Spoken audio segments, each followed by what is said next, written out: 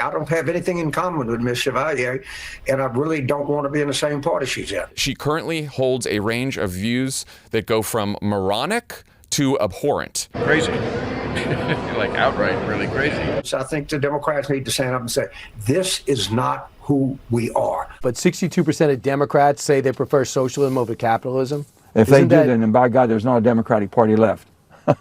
I can't put up with that crazy shit. That's nuts. The people that describe America as an effing disgrace and would wipe her face with the flag. Folks need to stand up, or they will take over. And again, not Democrats. But when you say Israel should not exist, then I'm gone. I sincerely apologize to you, dear viewer, for making you suffer through the rantings of those shit-for-brain centrists who are still apoplectic about the socialist takeover of the Democratic Party, but I, for one, enjoy their shrieking because even though it is insufferable, it's cathartic because their tears are a sign of our imminent victory. And when it comes to James Carville in particular, he is unfortunately no longer with us. And that makes it sound like he's dead. He's not dead, even though he kind of looks like a chewed up naked mole rat or one of those undead soldiers from Dark Souls. But he's just choosing to leave the Democratic Party and formally calling for a divorce now that socialists have infiltrated the party. Maybe Nick Brana and Jimmy Dore will let him join the People's Party since he also hates AOC. But as mad as he is, we actually do have Mr. Carville to thank in part for these socialist victories, ironically enough, because if it weren't for his terrible advice, socialists might not be doing as well as they are right now, and I'm not being facetious. At the start of Trump's second term, James Carville penned an op-ed in the New York Times encouraging Democrats to not fight Donald Trump, writing, quote, "The most radical thing we can do is nothing at all." Because by his logic, if Democrats just stood back and let fascists destroy the country, then Americans would come running back to the party with open arms. Turns out, that strategy was not too popular with the Democratic Party's base, as any poll or Democrat that attended a town hall will tell you, and the party's refusal to fight galvanized the base against the Democratic establishment to the point where they started voting for socialists because they're the only ones who seem to actually want to fight the fascists in power. So good job, James Carville, because the stupidity and incompetency of Democratic strategists such as yourself helped pave the way for our victory. So appreciate you, bud.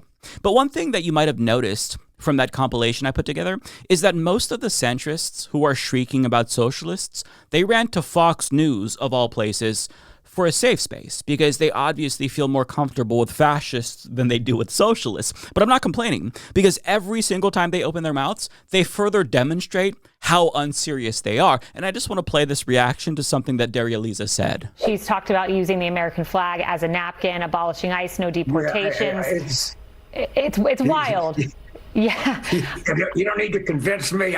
That's one thing that you and I are in the same place, I promise you. Yes. Now, Fetterman also brought up her comment too. And for context, they're referring to this tweet that is now being circulated where she said, "I forgot to get napkins, so I just wiped my hand on the American flag behind me." Now, first of all, I'm sorry, that's just objectively hilarious. And second of all, if you're offended by people using the flag as a napkin, then you should be equally offended by people who wear the flag as an outfit, because if they fart, that's technically flag desecration too. But the most important takeaway is that nobody actually gives a shit about this kind of frivolous bullshit in 2026. Pearl clutching over a piece of material when nobody can afford groceries shows how out of touch you are. And whenever I say things like this, conservatives will retort on Twitter by threatening to desecrate a pride flag, I guess to bait me into revealing my own hypocrisy. And to that I say, you got me. Don't you fucking dare do that. I would be so offended if you burned a piece of material. The pride flag is basically the gay Horcrux, and if you burn it, the homosexuality will be flushed from my body like a demon, and I'll immediately lose all of my power like that. So you can't do that. So you've got me. I'm a hypocrite. But putting aside me being checkmated, caring about something that literally has no material impact on anyone, it is a sign of your unseriousness and comfort. Regular people care about their material needs, not a piece of material or unpatriotic tweets. Like on the list of things that I'm concerned with, somebody who is rubbing their hands on the flag or farting on the flag is so fucking low on my list of priorities. It doesn't even register.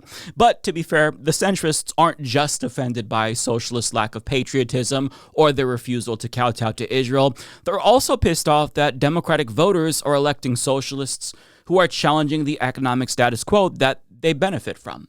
But they're not just pouting on Fox News, they're doing something about it. And they're doing something that they've never actually done before.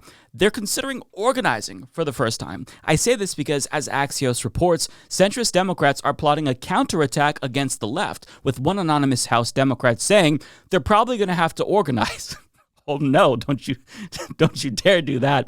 And another is saying bluntly, there's going to be a war, which I guess indicates that they've entered a new stage of grief after dealing with the initial shock where they were freaking out, according to Politico, and having anxiety, according to CNN. But listen, to their credit, they're done crying. They're putting on their big boy pants, they're wiping the vomit off of their mouths, and they're cooking up a plan to make us regret that we were ever fucking born. I say that because they've officially fired the first shot in the war against the socialist left, and they are very clearly not playing any games. I mean, we should have taken them seriously because what they did is something that is going to hurt every single socialist. And no, we're not just talking about mean tweets. So the question is, what are they doing that's going to hurt the socialist movement?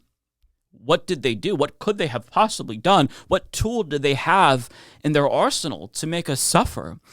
Well, according to the New York Times, they publicly rebuked socialists with a strongly worded letter where they basically say, nuh-uh, the Democratic Party is not socialist. And they're calling it the Promise to America, where they fire back at socialists with so many focus group tested platitudes, it'll make your head spin, writing, America is stronger than our politics. Politics forces false choices between extremes on the right and left. We reject them. Too many Americans have not benefited from the last half century of economic growth. Americans want an economy that lowers costs, expands opportunity, and rewards the people who work hard every day. Americans want safe communities and institutions that solve problems. We believe in building more to lower costs and expand opportunity. We believe Democrats succeed when we speak to the whole country and value persuasion over purity. They then ask you to sign their pledge so that way they can collect your information and spam you with requests for donations every single day. But if you look at their page of signatories, it's hilarious to see that they've included a search bar just in case you're unable to find one of the 15 Democrats who signed on to this letter.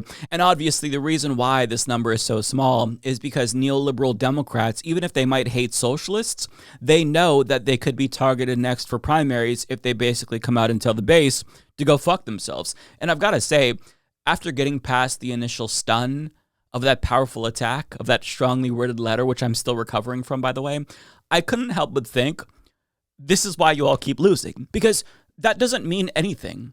You said expand opportunity twice in that short manifesto and didn't explain once what concrete policies you would implement to expand opportunity.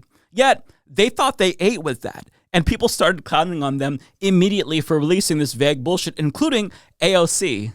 They said, we're going to sign a pledge against socialism. And we say, okay, but then when you pull up this website, they can't answer the same question that you just asked me, Santita. There's no, okay, fine.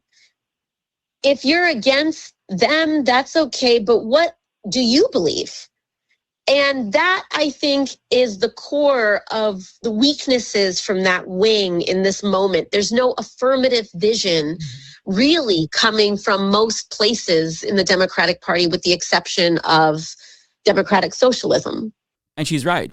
Democratic socialists are offering voters concrete policies like Medicare for all and rent freezes that would immediately assuage their suffering, whereas the centrists are just vaguely promising to support good things and oppose bad things, and that's not going to resonate with people when things are so bad. But hilariously enough, they actually responded to that AOC comment by doubling down on the platitudes, saying, "Hi, AOC, our promise to America isn't just about rejecting socialism. It's a vision for the future. Our principles say it best. We believe in an economy that works for everyone, not just those already at the top. We believe in secure borders and safe communities. We want government that works to solve problems. We want a politics of persuasion, and most of all, we are proud of America." And people predictably responded by asking them again to explain what the fuck any of that even means. Quote, "These are slogans. What are your policies? The Promise to America, brought to you by McKinsey & Company. You're literally not saying anything. Quote, we like good things and not bad things. You believe in a lot of shit you never ever deliver. What you do deliver is constant funded war in the Middle East and voting for Trump's additional ICE funding after they shoot Americans. LOL, AOC says, what do you believe? And the centrist pledges principles that apparently don't include one actual policy? Platitudes to America. And I don't think a single person responded positively to what they said there, because it doesn't really mean anything. And I have to reiterate that this is why they're losing, because they very clearly don't know how to read the room, and they don't have any concrete policy solutions, to the point where it's just laughable. Like, I don't even know why they're trying. And you'd think that they'd feel at least a little bit of pressure to come up with something, since the entire internet is shitting on them for having no policy substance, but it's going to be hard for them to do that, and I can't imagine that they're going to be able to do that anytime soon, because they've backed themselves into a corner. Because think about it. They're trying to carve out middle ground between two hyperpolarized parties, but the moment that they deviate too far away from that amorphous center or any of their principles and offer concrete policies, they're bound to piss off one of the two sides that they're pandering to. Hence why they're forced to endlessly bemoan extremism on both sides and jerk themselves off about how much more reasonable they are, because anything more specific than that loses them support.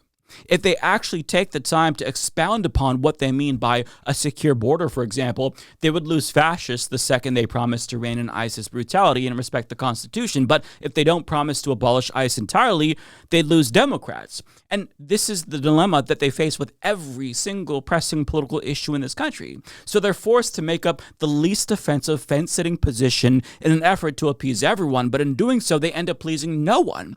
But it's not just their spinelessness and limp dicks that turn people off, it's their tone-deaf promise to uphold the status quo, which is the only real takeaway that you can discern from their so-called manifesto, which makes them look even more out of touch when not a single person is satisfied with the status quo, because the capitalist status quo hasn't really been working for a lot of Americans. They embody this famous tweet from Internet Hippo where he says, "Just got back from the centrist rally, amazing turnout, thousands of people holding hands chanting better things aren't possible." And therein lies their problem. That actually is their pitch. If you're dissatisfied with the status quo, they have no solution for you. It's tough shit. Suck it up, buttercup. And think about what they're basically saying. They're saying, well, you know, we were a big tent party until the socialists started to make themselves feel welcome. Now the tent's too big, and now we need to be a little bit more exclusive and shrink the tent. Like, just think of the message that sends to Democratic voters specifically. To see their electeds welcome every fascist neocon into the fold year after year, only to suddenly draw the line at socialists. It's like a slap in the face. Like, this is their mask-off moment.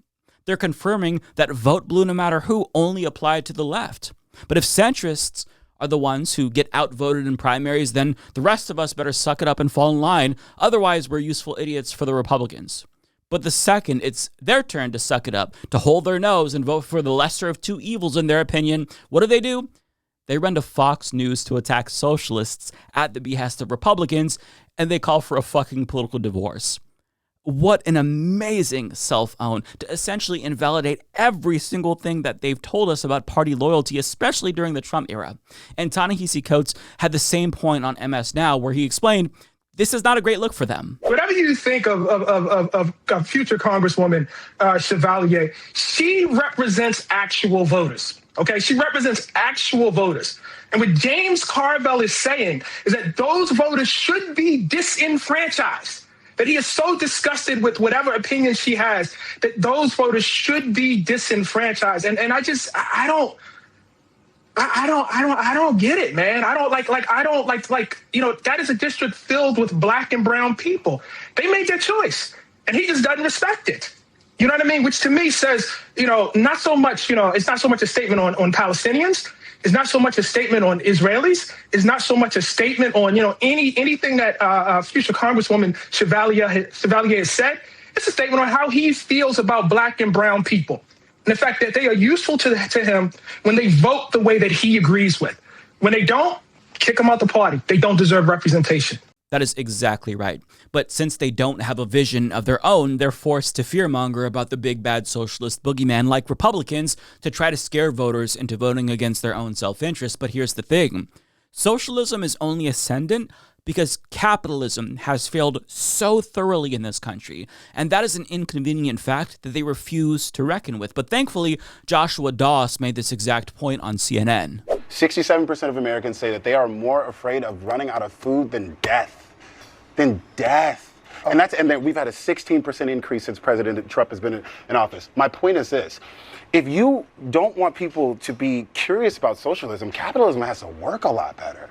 It's really, it's really. I don't think President Trump would disagree with what you just said. Well, guess what? Today, President Trump was out here talking about America will never be a socialist country. America will never be a communist country. When he just asked for $11 billion in subsidies for farmers because capitalism is killing American agriculture. His capitalistic war in the Mideast is not allowing fertilizer to get to American agriculture. So it's failing all around. It's killing people, right?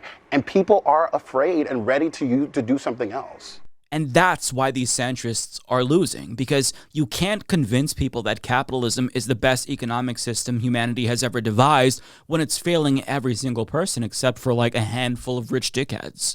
And in the context of American politics, socialism only seems radical because it's diametrically opposed to capitalism. But when you deconstruct the right-wing talking points and actually educate voters about what socialism really is, it's surprisingly familiar and, dare I say, more reasonable, as DSA candidate Milad Kuras put it. You know, when I talk to voters about what we're doing and why I'm a democratic socialist, I remind them that we have socialism already, right? It's in the roads that we drive on. It's in the schools we send our kids to. It's in the fire stations we call upon. I'm just asking that we extend that security to our healthcare, to our housing, to our nutritional food, to our higher education, so that we're actually meeting the basic needs of everyday working families in this country, so that we're not just getting by and surviving, so that we're actually thriving. And in the wealthiest, most powerful country on earth, we're not asking for much. I mean, that's only the most reasonable proposition ever, is it not? And when you reduce socialism down to its core, which is workers owning the means of production, it almost seems unreasonable and radical to be against that, because as Americans, we've been taught to value freedom and liberty and democracy, but yet our government has never explained to us why we shouldn't also have those same ideals when it comes to the workplace. Why is there an exception there? Like, if the government can't control my speech, why should my employer be able to control my speech? If we get elected leaders in the country, why shouldn't I be able to vote for who runs the corporation that I work for?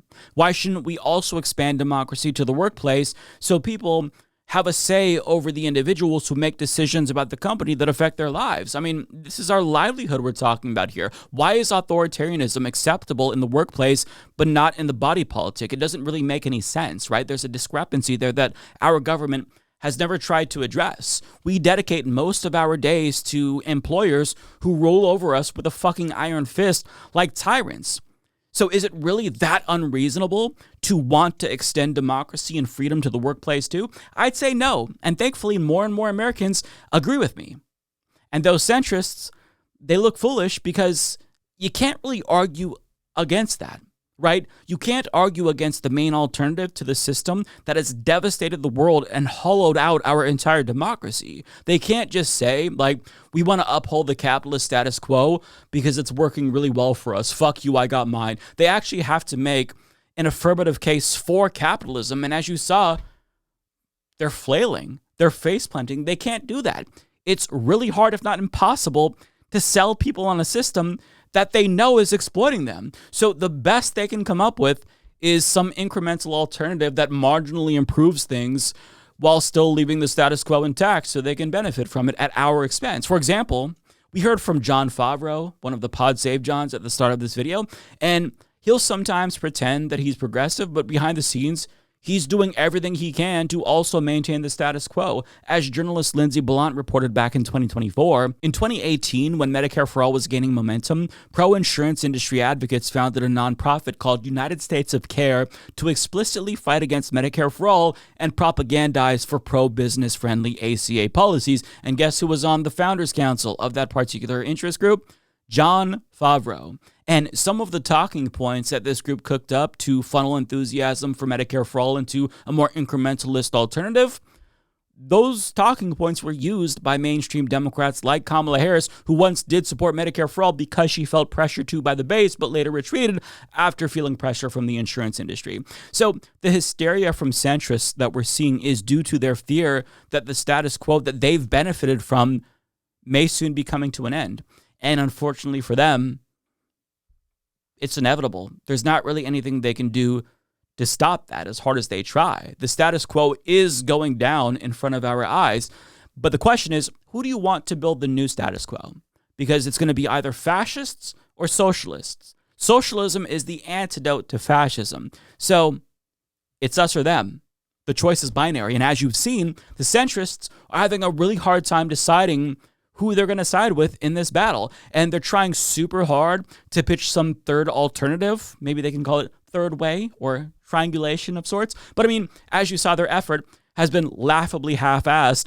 And even USA Today published a satirical piece by Rex Huckabee making fun of their petulant shrieking titled, "I am a centrist Democrat and I am terrified of success. We appeal to the center, which is an ambiguous blob-like thing that exists only in the minds of Democratic strategists whose brains stopped working in the 1990s. And I just want to read you a couple of paragraphs to demonstrate how easy it is to dunk on these dumbass centrists. Quote, "Like my good friends in the Republican Party, I fear any kind of democratic socialist as well as any progressives who are actually progressive. They all seem far too fixated on helping, quote, the people. Blech. It's our job to become mildly perturbed when Republicans do something we oppose and then later smile and shake hands with those same Republicans while we all drink expensive whiskey and talk about the money we're all getting from corporate donors. As an avowed centrist, I don't want Democrats to feel excited about voting for me. I want them to vote for me because I'm an almost imperceptible amount left of center. I'm safe, and to vote for me is marginally better than voting for a Republican or staying home. Passion and effectiveness have no place in politics." And in closing, he writes, "You see that Republican truck speeding towards us? The one that has run us over time and time again? Isn't that fun to look at? Who knows? Maybe if we stay still and do nothing, this will be the time it finally misses us." So as you can see, it's not hard to dunk on these dipshit centrists, and the author clocked them. This is what we all think of these individuals who are shrieking the loudest. And, you know, they should take widespread mockery as the hint that they're actually the ones no longer welcome in the Democratic Party. But, I mean, they're not going to, because if they were able to read the room, then they wouldn't be centrists, and they wouldn't be crying about the fact that socialists are winning in the Democratic Party, because of course their base might not necessarily agree with that. But to even call them centrists is being too charitable to them, because they're technically conservatives who would be moderate Republicans and just be Republicans generally speaking if the Republican Party chose to abandon fascism and Christian nationalism and just focused on free market neoliberalism. But as out of touch and incompetent as they are, we haven't won the war just yet, because the actual threat to the left, it's not these third-way jokers who are screaming the loudest about how socialism will never overtake the Democratic Party. The real threat is going to be the more savvy establishment Democrats who will undermine socialists in a more insidious, covert way when nobody's looking. So even though we've won a lot of battles, the war is not over. But that doesn't mean that we haven't earned the right to celebrate and even gloat, because we absolutely have.